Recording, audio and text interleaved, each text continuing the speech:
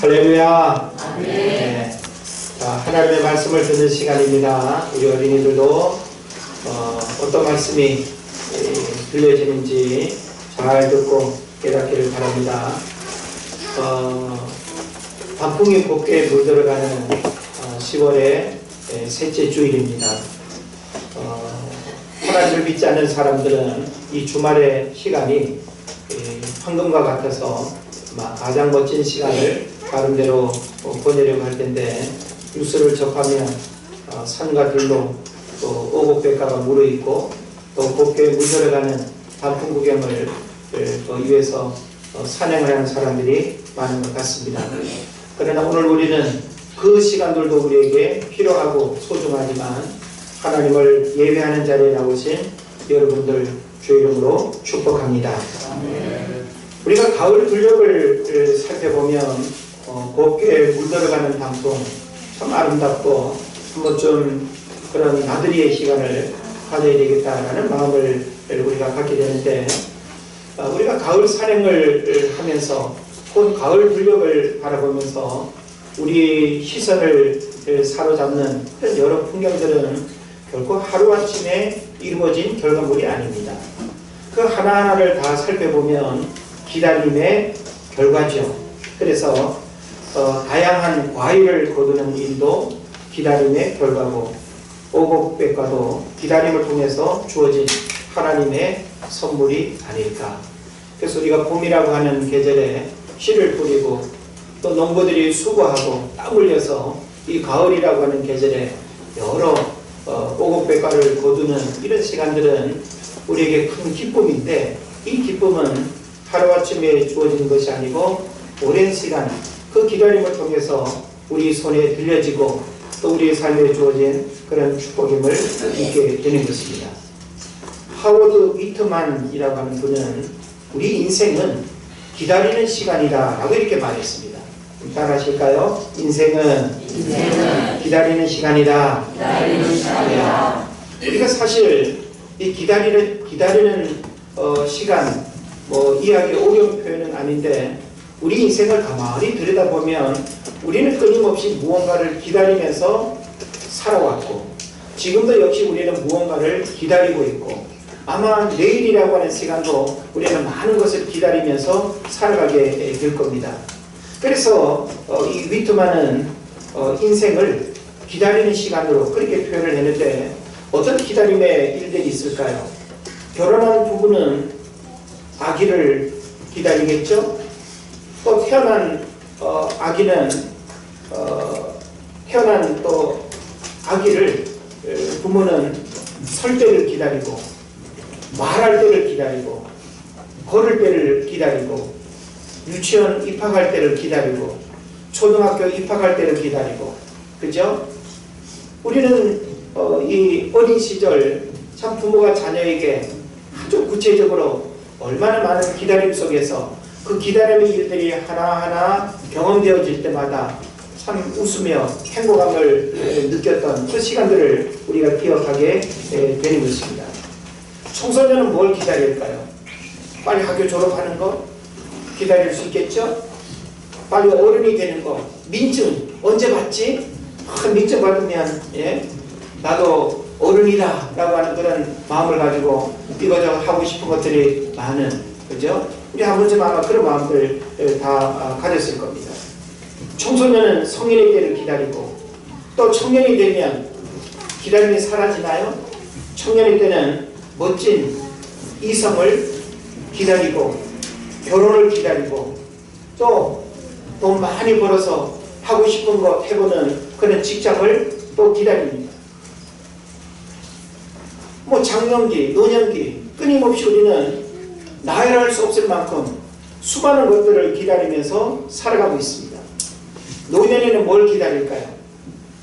노년에는 죽음을 기다려야 되는데 안 죽기를 바라고 죽음은 별로 기다리지 않은 것 같습니다.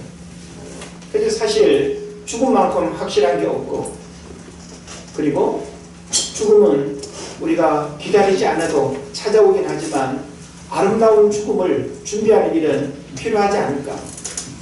그래서 우리의 인생이 죽음으로 끝나는 것이 아님을 알기 때문에 이 죽음을 기다린다라고 하는 것은 죽음 너머에 영원한 하나님 나라의 삶을 우리가 소망하는 그런 의미가 있겠죠. 신앙생활에도 이 기다리는 적용됩니다.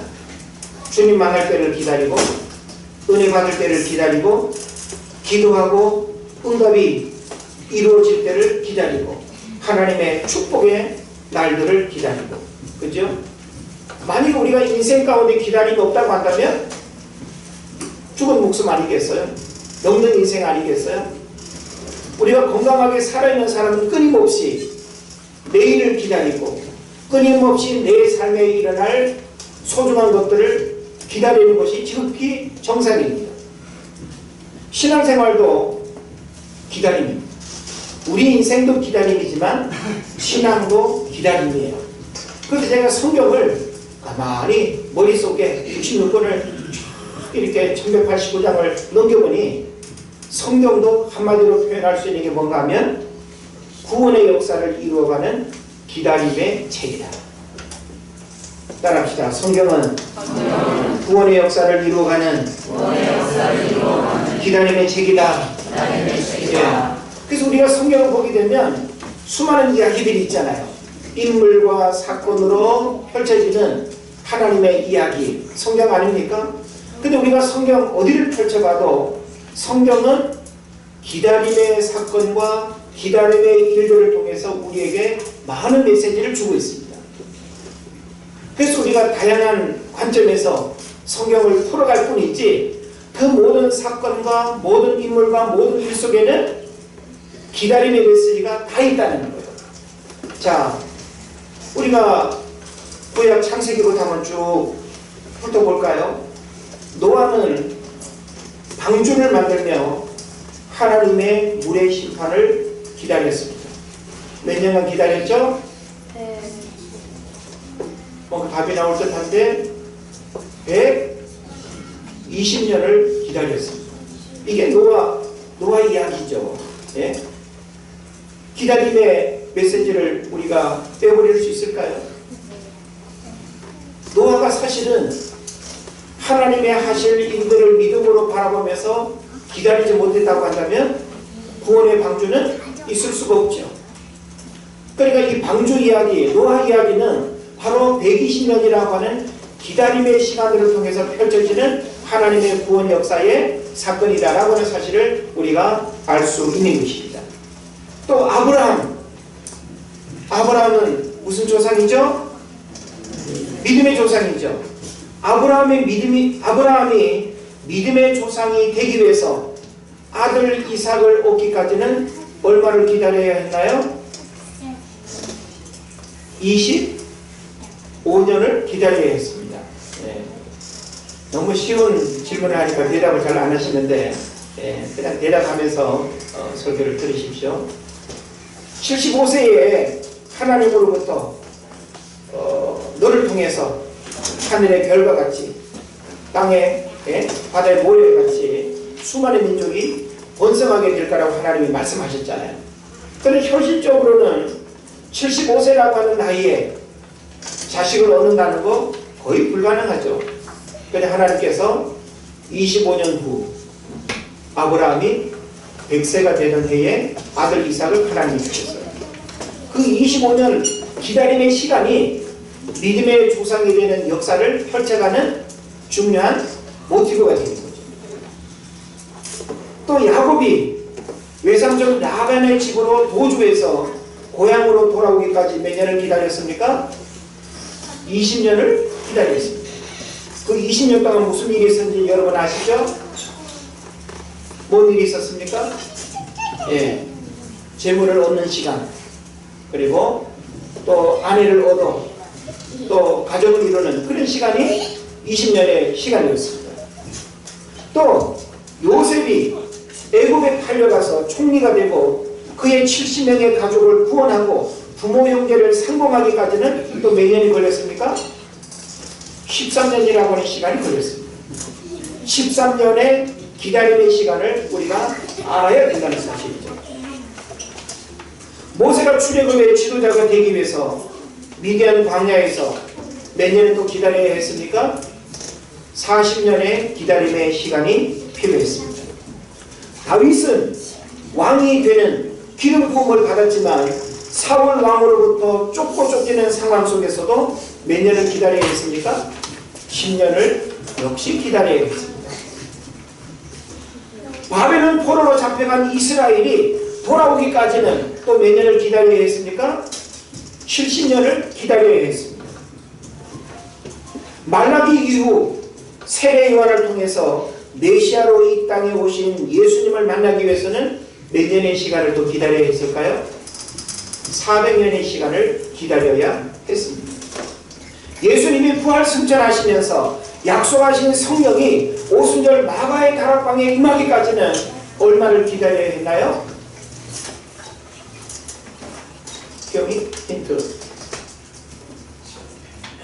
100년? 10일 짧죠. 예수님이 하늘로 부활 승천하시면서 이 땅에 다시 오실 성령의 임재를 약속하고 경험한 그 시간은 불과 열흘밖에 걸리지 않았습니다. 그런데 그 열흘의 시간을 끝까지 기다린 사람은 120명의 성도들로서 오순절날 마가의 다락방에 임한 성령의 강력한 임재를 경험했죠. 그러나 끝까지 기다리지 못한 사람은 그 특별한 은혜를 경험하지 못하고 그냥 일상으로 다 돌아갔습니다. 그리고 마지막 우리에게 중요한 기다림이 있을 겁니다. 그 뭘까요? 이 땅에 재림으로 구원을 완성하실 그 주님을 기다리는 것. 이게 바로 오늘 우리에게 주어진 마지막 기다림의 문제가 아닐까. 그래서 저는 우리 인생을 들여다봐도 우리 인생도 끊임없이 기다림의 연속이 우리 인생의 전부입니다. 그죠? 얼마나 많은 것들을 애타는 마음으로 기다리고 밤잠을 설쳐가며 기다리고 때로는 식음을 전폐하며 기다리고 때로는 발을 동동 구르며 기다리고 때로는 애타는 마음으로 기다리면서 그 모든 기다림의 일들을 하나하나 우리가 뛰어넘고 경험하면서 오늘까지 살아왔다고 볼 수 있습니다. 그래서 어떤 면에서는 기다림의 시간이 지루하고 고통스러울 수 있지만 그래도 기다림이 있기 때문에 우리에게 행복의 시간이 찾아옵니다. 신앙생활도 기다림이라고 했죠. 성경을 기다림의 책이라고 제가 또 표현을 했습니다. 이런 맥락에서 볼 때 신앙생활 속에서 우리는 무엇을 기다립니까? 성경은 끊임없이 기다림의 책으로서 기다림에 대한 이야기를 가득 담고 있는데 과연 우리들 믿음 생활 속에 이와 같은 기다림은 얼마나 성숙된 모습으로 우리가 행하고 있는가? 특히 누가복음 15장을 보게 되면 그 탕자 이야기 여러분 잘 아시죠? 둘째 아들이 자기에게 돌아올 분깃을 아버지가 아직 살아 계심에도 불구하고 달라고 요구해서 자기 마음대로 살아보려고 아버지 곁을 떠났습니다. 잘 먹고 잘 살면 좋은데 모든 것들이 다 망가졌죠? 모든 것들이 다 무너졌습니다. 그런데 그가 떠난 자기 고향집 아버지는 어떤 모습으로 살아가고 있죠? 집 나간 그 아들이 돌아오기를 끊임없이 기다리고 있는 그 모습을 우리에게 보여주고 있습니다. 우리는 탕자 이야기를 통해서 바로 그 아버지는 누굴 의미할까요? 하나님. 구원받지 못한 모든 열방과 족속이 구원받지 못하고 살아가는 세상 사람들이 다 하나님께로 돌아오기를 기다리는 그 하나님 아버지의 마음을 우리가 탕자 이야기를 통해서 깨달아야 될 것입니다. 그래서 기다림의 시간이 없다면 역사도 없고 은혜도 없고 축복도 없습니다. 저는 오늘 여러분이 이 기다림이라고 하는 단어를 신앙적 관점에서 좀 깊이 생각을 해봤으면 좋겠어요. 사실 우리가 이 기다림의 반대가 될 수 있는 조급함 때문에 일을 그르치는 경우들이 얼마나 많이 있습니까? 뭐든지 때가 있고 열매 맺을 때가 있고 기다림을 통해서 우리가 경험해야 될 어떤 때가 있는데 그 때를 기다리지 못하게 되면 하나님의 역사도 일어나지 않고 하나님께서 우리에게 보여주실 은혜도 경험할 수 없고 그리고 영적인 축복도 흘러가고 마는 것. 그래서 저는 여러분이 이 영적인 안목을 가지고 내 삶에 일어날 그 기다림의 축복과 그 은혜를 여러분이 경험했으면 좋겠습니다. 그리고 기다림은 인내의 시간일 뿐만 아니라 인내는 믿음을 견고히 하고 성숙해 하는 그런 시간이 되기도 합니다. 우리는 어떤 시간을 이렇게 기다릴 때 참 지루하죠. 저는 군 생활을 3년을 했는데 참 지루하게 여겨지더라고요. 그 쫄병 때 고참들한테 혼나고 그 모든 그 군대 문화 자체가 억압받는 자유가 주어지지 않는 그 통제 속에서 참 뭡니까? 군생활을 벗어난다라고 하는 그것은 얼마나 큰 고통스러운 기다림이었는지 모릅니다. 근데 흔히 그런 말 하죠. 국방부 시계는 거꾸로 매달아놔도 돌아간다. 참 그 힘든 시간이 있었지만 참고 기다리고 인내하다 보니까 어느 날 2등병이 1병이 되고 상병이 되고 휴가 갔다 오면 뭐 군생활의 절반이 흘러가기도 하고 이러면서 참 이 저녁의 기쁨을 맛보았던 그런 시간들. 또 공부하는 학생들 입장에서는 공부하는 일이 너무 지겹고 학교 가는 게 너무 재미없는 그런 답답함이 있을 수 있습니다. 그러나 우리가 그 힘든 시간도 잘 참고 기다리면 졸업이라고 하는 기쁨의 시간도 우리에게 찾아오죠. 그리고 결과적으로 그 기다림은 학업이 됐든지 군생활이 됐든지 직장생활이 됐든지 여러분이 지금 어떤 상황 가운데 있을지라도 그 기다림의 시간은 우리의 신앙과 우리의 인격과 우리의 삶을 성숙하게 하는 기회가 된다는 사실을 여러분 깨달으시기를 바랍니다. 북한에 옥류됐다가 이렇게 그 풀려난 임현수 목사님 이야기를 제가 잠시 했죠. 그분이 2년 6개월 9일인가 원치 않게 이렇게 옥류된 그런 이제 경험을 했는데 참 얼마나 고통스러웠겠어요. 무기교화형이기 때문에 무기교화형이라고 하는 뭡니까 내용만 보면 평생 매일 하루 8시간씩 땅 파고 일하면서 죽을 때까지 그 감옥 생활하는 게 무기교화형이에요. 거기에 기다림이 있어요? 없어요? 없죠. 그런데 그는 하나님이 내 삶을 이 환경을 바꿔 주실 거라고 하는 그 믿음을 가지고 기다림의 시간을 마음에 품게 된 거예요.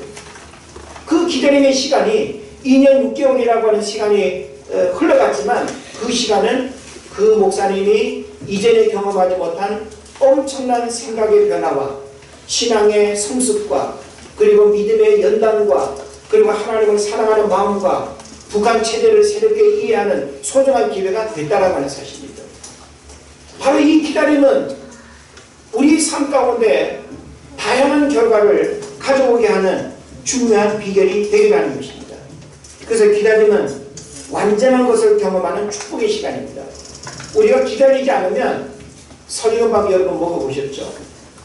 끝까지 기다려야 아주 그냥 맛있는 밥을 먹을 수가 있는데 배고프다고 그냥 밥이 되어지는 중간에 뚜껑 열어가지고 먹으면 설익은 밥을 먹을 수밖에 없는데 우리가 기다리는 그 시간은 바로 완전한 것을 경험하는 축복의 시간이 됩니다. 그래서 신앙생활 속에서 기다릴 줄 모르는 사람을 경계해야 됩니다. 한번 따라합시다. 기다릴 줄 모르는 사람을 경계하라. 경계하라는 말은 뭔가 하면 조심하라는 말이고 그런 사람은 가까이 하지 말라는 얘기입니다. 우리가 인간적으로도 그냥 조급한 가운데 살아가는 사람을 친구로 삼으면 나도 모르게 조급병이 전염되는 거예요. 인격은 성숙됩니다. 습관도 이렇게 전염이 됩니다. 친구를 전염시키는 거예요. 그래서 친구를 보면 친구를 아는 거죠. 게임을 좋아하는 친구는 그 주변에 게임 좋아하는 친구가 있을 수밖에 없습니다. 술 좋아하는 친구가 주변에 있을 수밖에 없죠. 우리가 무엇을 추구하고 무엇을 좋아하느냐에 따라서 끼리끼리라고 하는 335의 그 모습은 결코 깨어질 수가 없는 것입니다. 그래서 성경은 우리로 하여금 신앙생활하는 이 교회 공동체 안에서 기다릴 줄 모르는 사람을 경계하라고 교훈합니다. 믿음 안에서 기도 응답이 이루어지기를 끝까지 잘 기다리는 사람, 하나님의 은혜와 축복과 믿음의 역사가 내 삶에 일어날 것을 잘 기다리는 사람, 그런 사람을 우리가 친구 삼고 그런 사람을 우리가 친구로 만든다고 한다면 나도 함께 기다림의 축복을 경험할 수 있는 거예요. 그런데 믿음의 친구예요. 믿음의 이웃인데 그냥 작심삼일 그냥 떠벌리기 좋아하고 말은 그냥 급하게 잘하는데 뭔가 기다림을 통해서 결과를 얻지 못하는 그런 사람을 가까이 하면 나도 실패하는 신앙생활을 할 수밖에 없는 것입니다.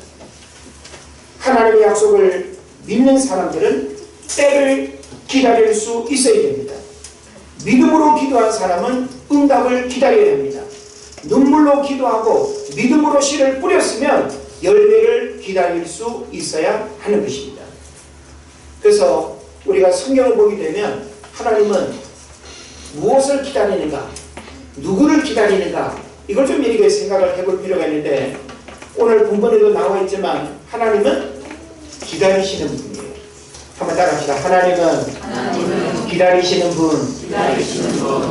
만약에 하나님이 우리 한 사람 한 사람에 대해서 기다리는 일을 하지 않았다고 한다면 여기 구원받을 사람 별로 없을 거예요. 예?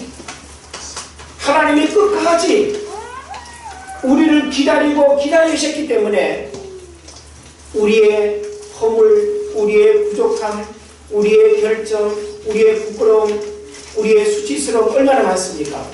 그럼에도 불구하고 그 하나님이 그 기다림을 통해서 우리 모습 이대로를 다 받아주신 줄 믿으시길 바랍니다. 그래서 우리가 성경을 보게 되면 하나님은 누구를 기다리는가 하면 죄 지은 영혼을 기다립니다. 죄 지었다고 하나님이 외면하고 무시하고 등 돌리는 것이 아니라 오히려 하나님은 죄 지은 영혼을 그 사람이 있는 삶의 자리를 바라보면서 그 영혼이 머물러 있는 그 삶의 자리에서 걸음을 돌이키고 하나님께 돌아오기를 하나님이 기다립니다. 그리고 하나님은 방황하는 자를 기다립니다. 따라합시다. 인생의 방황은 하나님을 만나면 끝이 나고 신앙의 방황은 은혜 제일께로 오면 끝난다. 네. 인생에 방황하는 사람이 있습니까? 인생의 방황은 하나님을 만나면 끝나는 거예요. 신앙생활의 방황은 우리 은혜 제일께로 오면 가장 행복하고 가장 축복된 믿음 생활을 할 수 있게 될 줄로 믿습니다. 그리고 하나님은 하나님을 떠난 자를 기다리고 하나님은 민족과 열방이 구원 얻기까지 기다립니다. 그래서 하나님 입장에서는요, 구원받지 못할 사람이 아무도 없어요. 하나님 입장에서는요, 버림받을 백성이 아무도 없는 거예요. 그래서 하나님은 끝까지 그 마지막 심판의 때가 이르기 전까지 하나님은 누구라도 회개하고 누구라도 하나님을 떠난 그 육신의 삶으로부터 하나님께 돌아오기를 간절히 원하신다라고 하는 사실을 알게 됩니다. 그래서 저는 오늘 본문에서 성경은 하나님을 기다리면 복을 받는다고 가르치고 있습니다. 누구를 기다리면? 하나님을 기다리면 복을 받는다. 우리가 30장 18절부터 우리가 읽었는데요. 18절에 그런 말씀이 있죠. 여호와께서 기다리시나니 이는 너희에게 은혜를 베풀려 하시며 일어나시리니 이는 너희를 긍휼히 여기려 하시리라. 대저 여호와는 정의의 하나님이시니라. 그를 기다리는 자마다 복이 있도다. 한번 따라합시다. 하나님을 기다리는 자마다 복이 있도다. 할렐루야. 네. 기다림은 우리에게 큰 기쁨이 되는데 성경은 우리로 하여금 하나님을 기다리는 자가 복이 있다는 거예요. 여러분, 사람은 많이 기다려봤죠. 예? 남편을 통해서, 아내를 통해서 내 삶에 어떤 일들이 일어나기를 기다려보기도 합니다. 때로는 부모님을 통해서 내게 주어질 어떤 축복을 우리가 기다려보기도 합니다. 때로는 자식들 뒷바라지 잘해가지고 이 자식들을 통해서 내게 뭔가 돌아올 일들을 기다리기도 합니다. 근데 여러분, 사람 기다리지 마십시오. 사람 기다리면 실망합니다. 사람 기다리면 소용없습니다. 우리가 무엇을 기다려야 되느냐? 하나님을 기다려야 됩니다. 그런데 오늘 성경을 보게 되면 이스라엘 백성들은 이런 말씀의 맥락에서 보면 누구를 기다려야 돼요? 누구를 기다려야 되죠? 하나님을 기다려야 돼요. 그런데 여러분이 18절부터 읽었기 때문에 앞에 1절부터의 내용을 잘 모르시잖아요. 제가 설명을 짧게 해드립니다. 자, 아수르라고 하는 큰 나라가 북이스라엘을 멸망시키고 그 다음에 남유다를 집어삼키려고 전쟁을 일으키고 포위를 하고 괴롭혀요. 이 아수르 제국을 상대해서 이길 힘이 사실은 없습니다. 현실적으로 보면 이스라엘은 그들을 대항할 힘도 없고 무기도 없고 군사력도 약합니다. 그러다 보니까 현실적으로 이 이스라엘이 이 문제를 극복하기 위해서 선택하는 방법이 뭔가 하면 애굽을 의지합니다.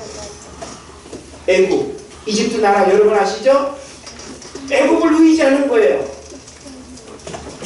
제가 다음 주 설교 제목을 미리 잡아놨는데 애굽을 의지하지 마라 라는 제목으로 제가 설교하려고 생각을 하고 있는데 그렇게 될 수도 있고 안 될 수도 있습니다. 중요한 것은 이스라엘 백성들이 하나님을 의지해야 되는데 애굽을 의지하고 애굽이 그 당시 풍요와 번영과 그리고 안전 그 가운데 들어가서 머물기를 원하는 거예요.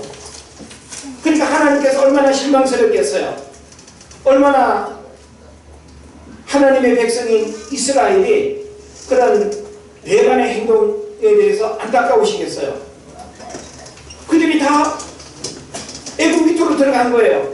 애굽을 의지하고 애굽의 그 바로 왕의 백성으로 살아가겠다는 거예요. 그러니까 하나님께서 이스라엘 백성들 향해서 뭐라고 말씀하시는가 하면 기다리겠다는 거예요. 애굽을 의지하고 애굽의 바로 왕에게로 나아가는 너희들을 하나님께서 기다리시겠다는 거예요. 왜 하나님께서 이렇게 기다리실까요? 오늘 성경에 보면 애굽은 사람이라 신이 아니니 이렇게 표현하고 있죠. 이 얘기는 뭘까요? 너희들이 지금 당장 눈에 보이는 그 애굽이 너희들의 생명과 재산과 자녀들과 너희들의 행복을 보장해 줄 것 같지만 결국은 아수르도 망하게 될 것이고 애굽도 망하게 될 것이고 결국은 너희들이 하나님을 찾고 의지할 수밖에 없는데 어리석은 행동 그만하고 하나님께로 돌아오라는 거예요. 그래서 하나님은 그 이스라엘 백성들이 돌아오기를 어떻게 하신다는 거예요? 기다리신다. 예? 자, 우리는 하나님이 기다리시는 그 삶의 자리에 지금 여러분 머물러 있나요? 여러분 지금 교회 와서 앉아있다고 해가지고 여러분 하나님 얼굴 앞에 지금 서 있습니까? 사실 우리가요 교회를 출입하고 하나님을 예배하는 자리에 우리가 앉아있지만 우리의 마음과 우리의 관심사가 세상 한복판에 가 있는 경우들이 많습니다. 신앙생활은 취미삼아 혹은 자녀들을 위해서 혹은 부부간의 행복을 위해서 하나님을 믿는 나름대로의 최선의 선택을 하지만 여전히 삶의 원칙과 삶의 관심사와 행복의 어떤 조건을 세상에 두고 세상 한가운데 살아가려고 하는 그런 마음들이 우리에게 얼마나 많이 있습니까? 그런 우리들을 우리를 향해서 하나님이 뭘 말씀하실까요? 기다리고 계신다.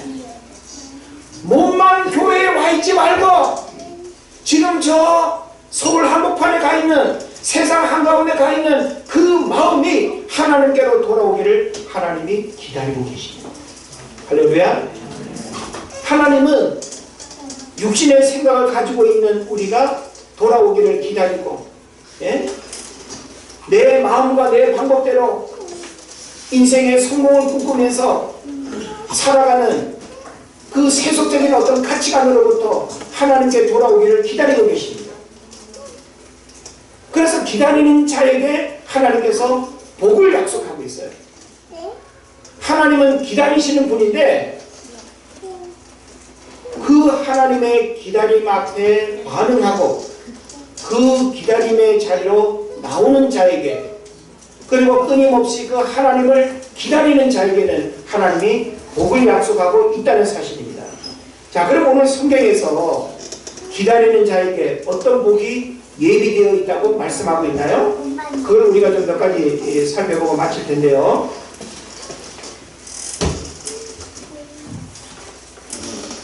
(19절) 말씀을 보게 되면 한마디로 부르짖을 때 응답해 주신다고 말씀합니다. 따라합시다. 부르짖을 때 응답해 주신다. 예. 하나님을 기다리는 자에게 19절에서는 부르짖을 때 응답해 주시겠다고 하나님이 약속해 주고 있습니다. 이게 축복인 거죠. 그가 내 부르짖는 소리로 말미암아 내게 은혜를 베푸시되 그가 들으실 때에 내게 응답하시리라. 19절 말씀 여러분 보셨죠? 하나님을 기다리는 자에게는 여러분이 부르짖어 기도하고 하나님의 도움을 요청할 때 하나님께서 응답해 주신다는 거예요. 그러니까 여러분이 자꾸 세상으로부터 무언가를 기다리지 말고, 지난주에 산 로또 복권 당첨되기를 기다리지 말고, 예? 누가 나 맛있는 거 안 사주나, 누가 나 뭐 좋은 선물 안 해주나, 그런 거 기다리지 말고 하나님을 기다리십시오. 하나님으로부터 내게 주어질 그 은혜를 기다리는 자에게는 성경이 무엇을 약속하고 있는가 하면 부르짖을 때 응답하시는 그 약속을 우리에게 축복으로 말씀하고 있습니다. 그 다음에 두 번째로는 21절 22절인데 어떤 복이 기다리는 자에게 주어지는가 하면 바른 길로 인도해 주신다. 따라합시다. 바른 길로 인도해 주신다. 바른 길로 인도해 주신다. 자, 21절 22절을 쭉 보게 되면요, 그 중간에 이것이 바른 길이니 너희는 이리로 가라 할 것이며 이리로 가라 할 것이며, 하나님께서 바른 길로 잘 안내해 주신다는 거예요. 예? 우리 가희가, 예? 사촌 동생들을 지금 이렇게 보고 있잖아요. 근데 아이들이 자기들 마음대로 걷고 뛰고 하지만은 먹는 거, 노는 거, 교회 와서 뭐 이렇게 움직이는 거 어떻게 합니까? 가이드 역할을 해주잖아요. 그 왜 그래요? 넘어질 수 있고 먹어서는 안 될 거, 위험할 수 있는 그런 거를 엄마처럼 누나임에도 불구하고 그 역할을 지금 잘 해주잖아요. 부모가 왜 자녀들을 끊임없이 때로는 야단치고 이래라 저래라 잔소리하고 왜 할까요? 적어도 엄마 입장에서 엄마가 안내하는 그것은 바른 길이기 때문에 그렇게 하는 거예요. 맞죠? 그런데 사람이 길을 안내하면 완전할까요? 불완전할까요? 불완전합니다. 나름 우리가 신경 써서 마음을 다해서 해도 사람의 판단은 불완전합니다. 그런데 온 우주 만물을 창조하신 그 하나님은 우리 한 사람 한 사람 모든 인생 여정을 구체적으로 간섭하시고 걸음을 지키시고 우리의 모든 삶의 여정을 하나님이 다 아셔요. 그래서 하나님을 기다리는 자에게는 성경이 바른 길로 인도해 주시는 그런 복을 약속하고 있습니다. 이런 복이 있기를 축복합니다. 그 다음에 세 번째로 23절 24절에 보니까 경제적인 삶을 윤택하게 해주는 복을 말씀하고 있습니다. 경제적인 삶을 윤택하게 해주는. 자, 우리 주머니 용돈이 딸랑딸랑하면 내가 먹고 싶은 거 사고 싶은 거 마음대로 할 수 있어요? 없어요? 없지요. 10,000원밖에 없는데 어떻게 20,000원짜리 뭔가를 먹고 싶고 살 수 있겠어요. 우리 강원수 집사님 그런 일이 있기를 바랍니다. 10,000원으로 100,000원의 역사를 경험하는 축복이죠. 성경은 하나님을 가까이 하는 자에게 경제적인 삶의 윤택함을 약속하고 있어요. 어떤 말씀이 있죠? 주께서 비를 주사 땅에 먹을 것을 내며 곡식이 풍성하고 기름지게 하실 것이며 그날에 내 가축이 황활한 목장에서 먹을 것이며 밭가는 수와 어린 나귀도 키와 쇠스랑으로 까부르고 맛있게한 모기를 먹을 것이며 이 얼마나 좋은 거예요. 누가 이런 은혜를 경험할 수 있어요? 하나님을 기다리는 자에게는 하나님이 여러분 삶 가운데 모든 산업, 먹고 살아가는 모든 경제적인 활동에 윤택하게 해주신다는 거예요. 윤택하게는 뭔가 하면은 겨우겨우 먹고 사는 것이 아니라 흘러넘치게 넉넉하게 하나님이 부어주시는 이런 은혜가 있기를 축복합니다. 그 다음에 네 번째로 25절에 보게 되면 25절에서 뭘 말씀하죠? 강권적인 보호와 인도를 말씀합니다. 이게 뭔가 하면 하나님이 완전히 당신의 그 능력의 손으로 붙들고 책임져 주시는 그런 은혜의 역사들이 일어난다는 거예요. 그래서 25절 하반절을 보면 그 뒤에 개울과 시냇물이 흐를 것이며, 개울과 시냇물이 흐른다는 것은 은유적인 표현인데 하나님께서 강권적으로 책임져 주시는 그런 역사를 말하는 거예요. 여러분이 하나님을 가까이 하면 개울과 시냇물이 흐르는 이런 축복의 역사가 흘러갈 줄로 믿습니다. 그리고 마지막 26절에 보니까 회복과 치유의 은혜를 주신다는 거예요. 우리가 하나님을 가까이 하면 상처받은 거, 깨진 거, 고장난 거, 상한 거, 이 모든 인생에 어그러진 것들이 하나님으로부터 회복되어지고 치유되는 역사들이 일어난다는 것을 성경이 우리에게 말씀하고 있습니다. 그래서 26절을 보게 되면 여호와께서 자기 백성의 상처를 어떻게 하며 싸매시며 그들의 맞은 자리를 고치시는 날에는 달빛은 햇빛 같겠고 햇빛은 7배가 되어 7날의 빛과 같으리라. 얼마나 축복의 말씀입니다. 하나님을 가까이 하는 자만이 경험할 수 있는 놀라운 말씀입니다. 그래서 저는 오늘 여러분에게 이렇게 말씀을 맺고 싶습니다. 사람을 기다리지 말고요, 요행을 기다리지 말고요, 행운을 기다리지 말고요, 세월을 기다리지 마십시오. 우리는 세월을 기다리면 자연스레 뭔 일이 일어날 것처럼 생각해요. 내게 행운이 일어나기를 우리가 기대합니다. 네잎클로버가 뭐죠? 행운이죠. 네잎클로버가 많아요? 세잎이 많아요? 세잎이 많죠. 네잎은 행운이지만 세잎은 뭔지 알아요? 행복. 우리 가위가 잘하니 책을 많이 읽으니까. 행복이 좋아요? 행운이 좋아요? 둘 다 좋아요? 여러분, 행운은 진짜 경험하기 어렵습니다. 우리가 매일 행복한 게 좋은 거예요. 행운을 기다리지 말고, 요행도 기다리지 말고, 사람도 기다리지 말고 하나님으로부터 주어지는 은혜를 기다림으로 구원과 축복의 역사가 일어나기를 주의 이름으로 축원을 드립니다. 기도합시다.